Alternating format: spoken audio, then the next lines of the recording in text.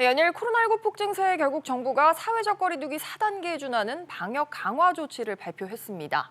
사적 모임 제한 인원을 대폭 줄이고 또 방역 패스를 식당과 카페에도 적용을 하기로 했는데요. 더불어 백신을 맞지 않은 미접종자는 사실상 연말 모임에 나가기가 쉽지 않게 됐습니다. 손석우 기자와 살펴보겠습니다.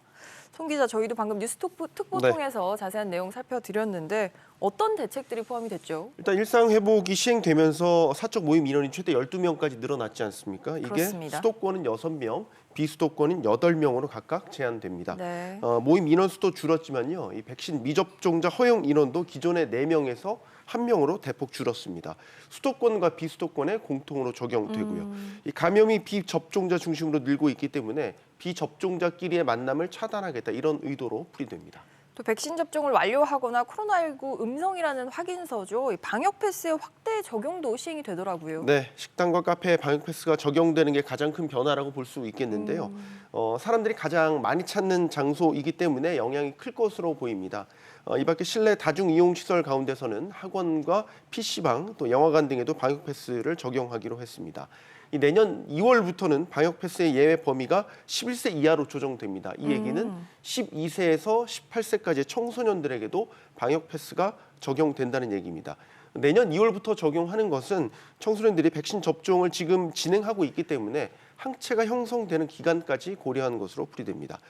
정부는 또 총리실 산하에 지원단을 구성해서 한 달간 특별 방역 점검을 실시하기로 했습니다. 이번 방역 조치는 다음 주부터 4주간 적용됩니다.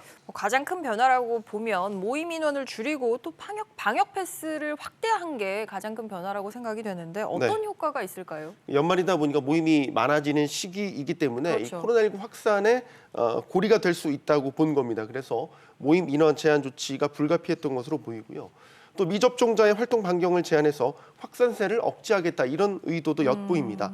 이 모임에서 미접종자 허용 인원을 1명으로 제약했고 사람들이 가장 많이 찾는 식당과 카페에 이 방역 패스를 적용했죠. 따라서 이 미접종자가 모임에 나가거나 바깥 활동을 하는데 상당한 제약이 가해질 것으로 보입니다.